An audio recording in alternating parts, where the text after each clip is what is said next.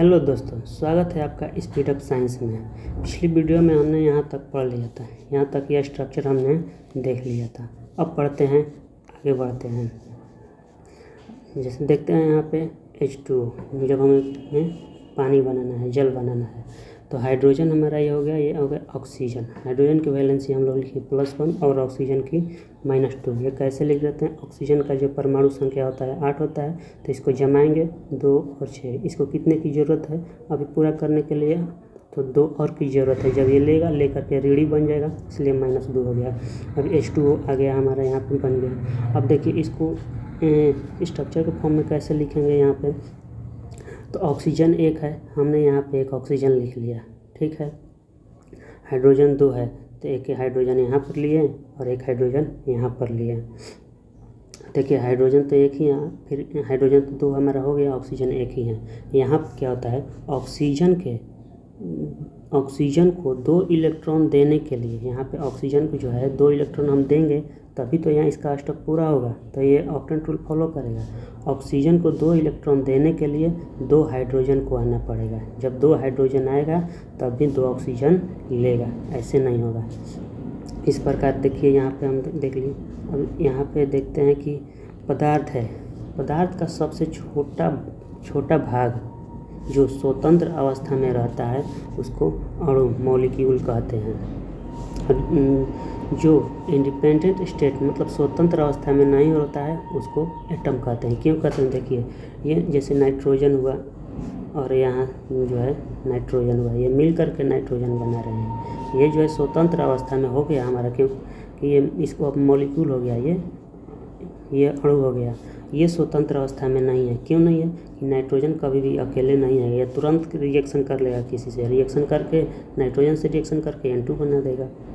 बहुत जल्दी ये सब रिएक्शन करते हैं, इसलिए कभी ये अकेले फॉर्म में, इस फॉर्म में नहीं होते हैं, ये रिएक्शन कर लेते हैं। देखते हैं यहाँ पे क्या, जैसे देखिए ऑक्सीजन जो था, यहाँ पे ऑक्सीजन के एक एटम, यहाँ ऑक्सीजन के एक एटम, ठीक है, मिल करके क्या बना दिया हमारा?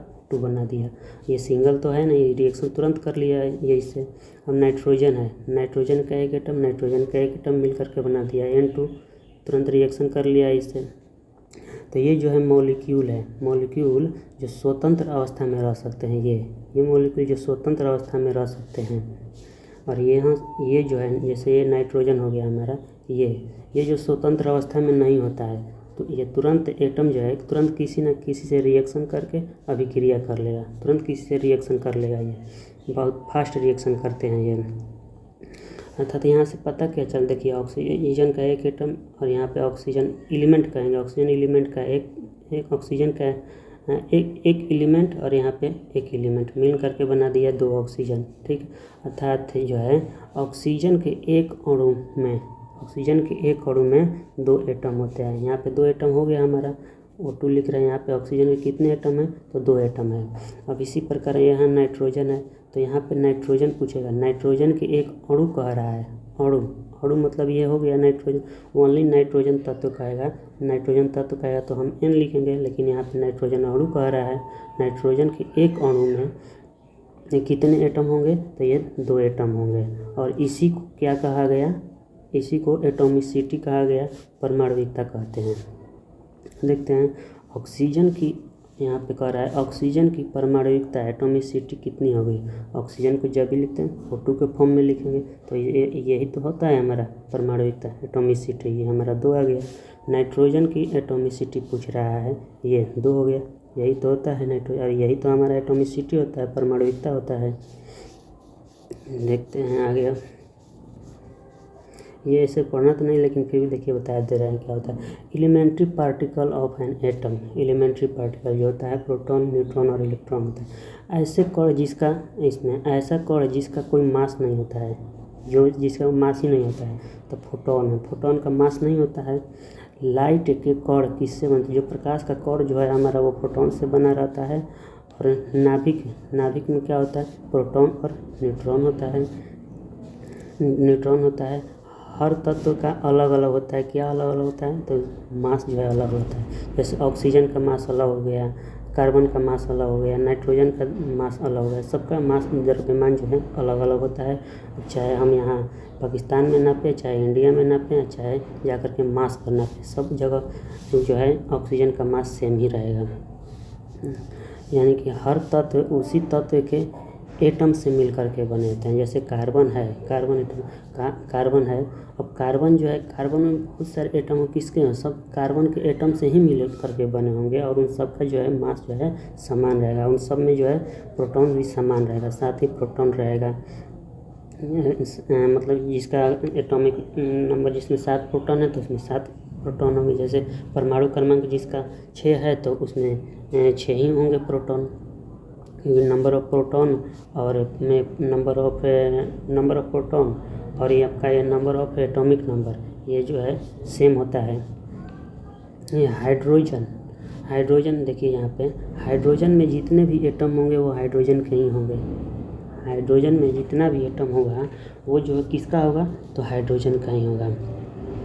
अब यहाँ पे 1 ग्राम हाइड्रोजन में इतना एटम होगा, 6.022 × 10⁻23 एटम पाए जाते हैं।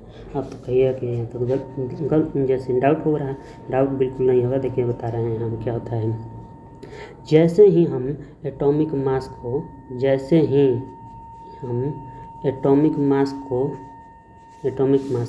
देखिए, जैसे ही हम एटॉमिक मास को ग्राम में व्यक्त करते हैं, जब भी ग्राम में व्यक्त करेंगे तो उसमें जो है बहुत सारे एटम आ जाएंगे और वो एटम आ जाएंगे 1 ग्राम अगर किसी कहेगा तो उसमें आ जाएगा 6.022 × 10⁻³ एटम्स आ जाएंगे। किसी के भी 1 ग्राम में इतना एटम होंगे। जब ग्राम में व्यक्त करेंगे तो इतना आ जाएगा। ऐसे तो हम पढ़ रहे थे कि हाइड्रोजन का मास कितना होता है, तो हम 1 पढ़ रहे थे। जैसे ही एक लिख रहे थे ऐसे एक, जैसे ही जब इसको ग्राम में व्यक्त करेंगे, ग्राम में लिखेंगे तो इतना एटम आ जाएंगे। अब देखिए यहाँ पे क्या हाइड्रोजन है। हाइड्रोजन में तो इसमें बहुत सारे हाइड्रोजन के ही एटम होंगे, और इन सब में जो है एक ही प्रोटॉन होगा। वो किसका प्रोटॉन होगा, वो एक ही प्रोटॉन होगा और वो जो है हाइड्रोजन के ही प्रोटॉन से मिल करके बनेगा। देखिए, और इन सब में एक प्रोटॉन होता है और सबकी क्वालिटी जो है एक समान होगी, विशेषता जो है एक समान होगी। अब यहाँ पे देखिए, जब हम कहें कि 1 ग्राम हाइड्रोजन, जैसे 1 ग्राम हाइड्रोजन में हम यहाँ पे यहाँ जब कह रहे हैं कि 1 ग्राम जो है हमारा क्या है, हाइड्रोजन है, तो 1 ग्राम हाइड्रोजन में 6.022 × 10⁻23 एटम आ गए। कब आ गए, जब इसको हम लोग ग्राम में जैसे ही व्यक्त करेंगे तो एटम की संख्या बहुत बढ़ गई और इतने सारे एटम मिल करके वो क्या बनाते हैं, एक मोल प्रदर्शित करते हैं। ये एक मोल जो है प्रदर्शित करते हैं। इतने सारे एटम मिलकर एक मोल प्रदर्शित करते हैं। और देखिए आगे ये एटॉमिक मास, परमाणु द्रव्यमान। देखिए यहाँ पे देखते हैं कि ये एटॉमिक मास होता है किससे। एटॉमिक मास जो है हमारा ये प्रोटॉन और न्यूट्रॉन से ही तो मिल करके बना होता है। अगर आपको यहाँ पे डाउट हुआ तो हम एक और एग्जांपल से लेकर के देखिए समझा रहे हैं। देखिए देख लेते हैं, नहीं यहाँ पे देखिए एग्जांपल से हम समझा रहे हैं आपको। जैसे यहाँ हाइड्रोजन है, नाइट्रोजन के बारे में तो हम देखें ही नहीं। अब जैसे देखिए कह रहा है कि 14 ग्राम नाइट्रोजन में सारे एटम नाइट्रोजन के ही होंगे। ग्राम में कहा तो इसमें जो है जैसे ही हम ग्राम में लिखेंगे तो इसमें जो है एटम की संख्या जो है बहुत बढ़ जाएगी, लाखों करोड़ों हो जाएगी। अब इस सारे नाइट्रोजन के एटम में 7 प्रोटॉन ही होंगे। देखिए 7 प्रोटॉन और 7 न्यूट्रॉन यहाँ पे हुए तो एटॉमिक मास बना, यहाँ पे परमाणु का द्रव्यमान हुआ। और हर एटम में जो है 7 प्रोटॉन होंगे।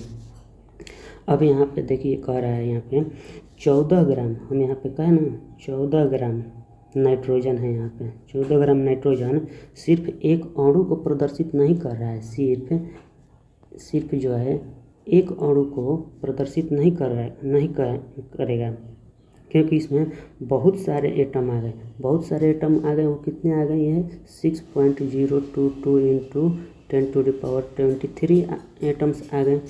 कब आ गए? जब इसको हम लोग ग्राम में व्यक्त करेंगे। जैसे ही ग्राम में कहेंगे तो इतने एटम्स आ जाएंगे।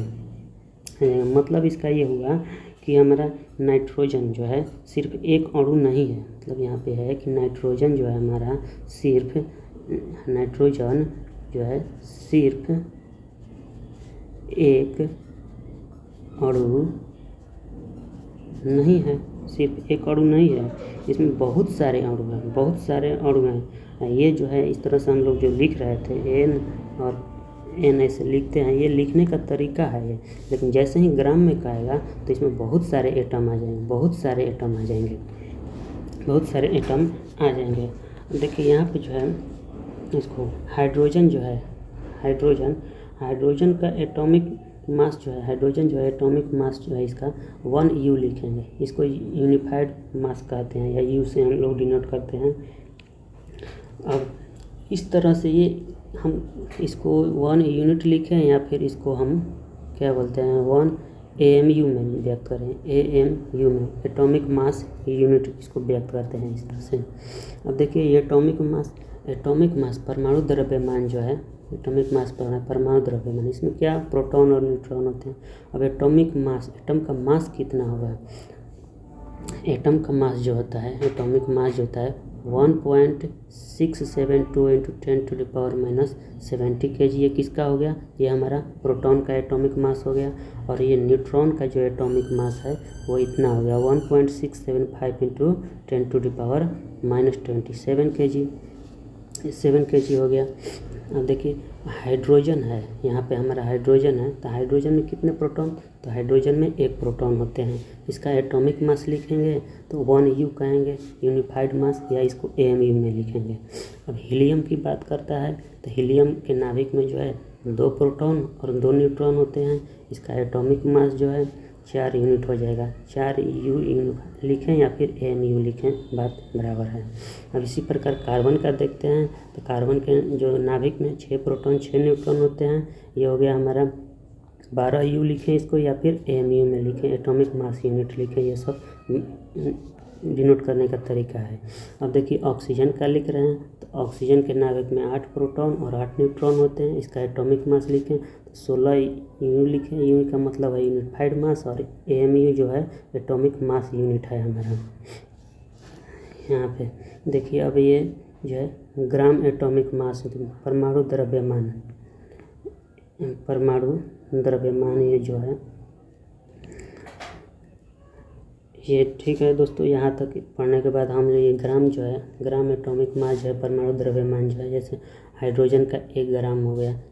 हाइड्रोजन के 1 ग्राम में 1 मोल होते हैं और उस 1 मोल में जो है 6.022 इंटू 10⁻23 एटम्स होंगे। हीलियम में कितना हो जाएगा? 4 हो। क्यों होगा? हीलियम के नाभिक में 2 प्रोटॉन और 2 न्यूट्रॉन होते हैं, तो इसका एटॉमिक मास जो 4 हो गया।